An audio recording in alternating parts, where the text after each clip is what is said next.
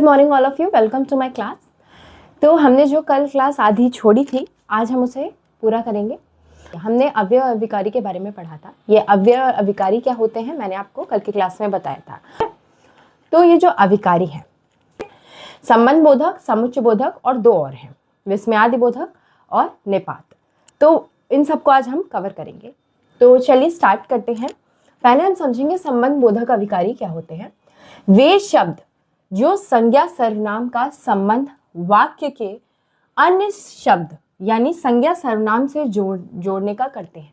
ये काम क्या करते हैं संबंध बोधक शब्द? ये संज्ञा सर्वनाम शब्द, जैसे कोई वाक्य है उसमें संज्ञा या सर्वनाम है, उसको जोड़ने का काम करेंगे। वाक्य में अन्य शब्द यानी अन्य संज्ञा सर्वनाम से जोड़ने का काम करेंगे। ठीक है, अब देखो किन शब्दों से जोड़ते हैं ये। जैसे आप समझिए,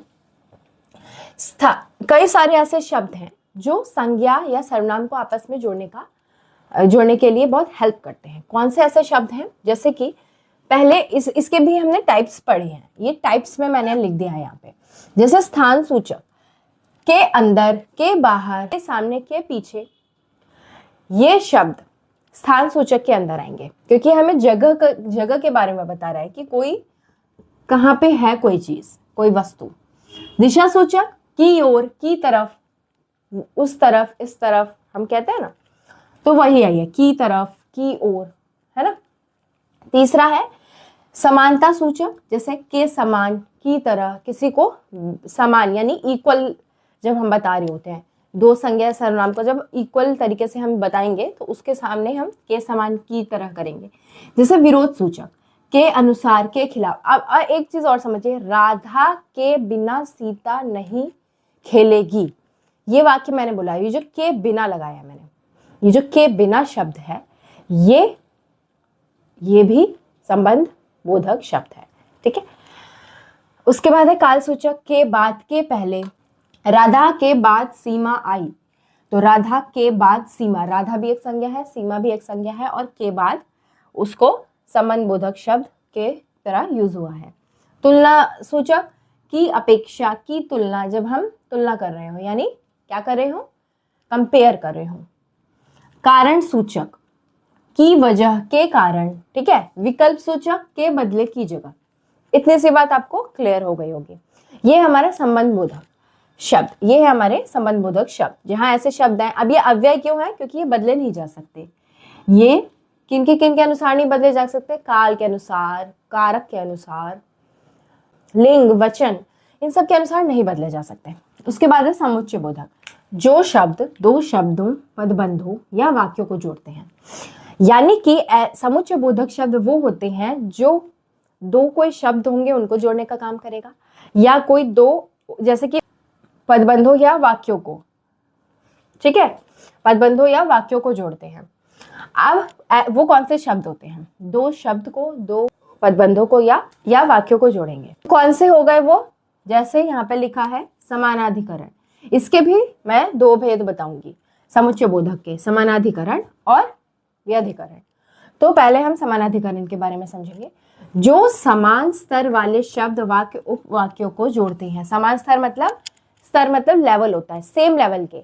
जैसे मैंने यहाँ लिखा माता और पिता आ गए, तो माता और पिता को यहाँ एक तरीके से सेम लेवल, समान स्तर पे रखा गया है। ठीक है, तो ये जो और शब्द है यही समानाधिकरण समुच्चय बोधक शब्द है। ठीक है, जैसे इस वाले एग्जांपल में देखिए, नेहा या तो चाय लाओ या कॉफी। तो ये जो या शब्द है ये भी समानाधिकरण, समान स्तर वाले शब्द हैं जो कि समानाधिकरण समुच्चय बोधक कहलाते हैं। ठीक है, समुच्चय बोधक का जो दूसरा भेद था वो है व्यधिकरण।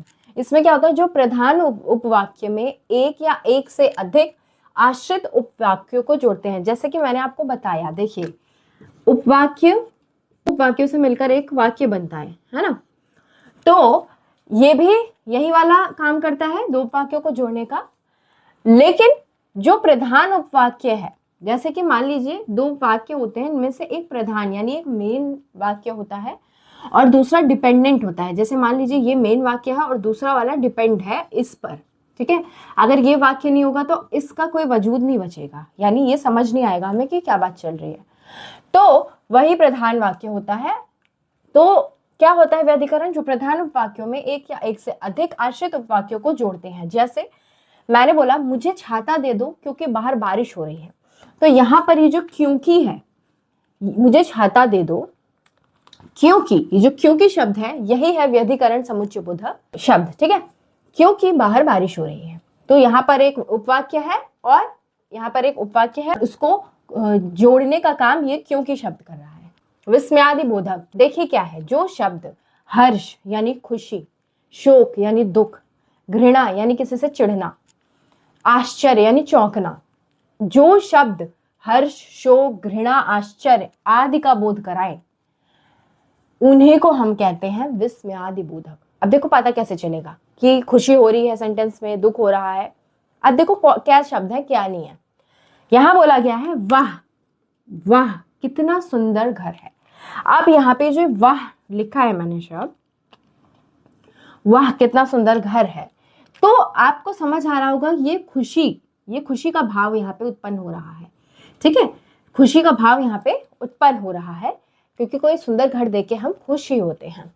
दूसरा, अरे आप यहाँ, ये जो अरे है, अरे आप यहाँ, तो यहाँ पर चौंकने का यानी आश्चर्य होने का भाव स्पष्ट हो रहा है, यानी फीलिंग्स, आश्चर्य होने वाली फीलिंग हमें नजर आ रही है। तो ये हो गया हमारा विस्मयादि बोधक। अगर हम बोले छी कितनी बदबू है, या फिर अगर हम बोले हे राम कितना बुरा हुआ, तो ये दुख, हे राम कितना बुरा हुआ, शोक वाला भाव स्पष्ट हो रहा है, यानी भाव मतलब फीलिंग्स दिख रही हैं, स्पष्ट मतलब फीलिंग्स दिख रही हैं हमें, कौन सा, दुख वाला।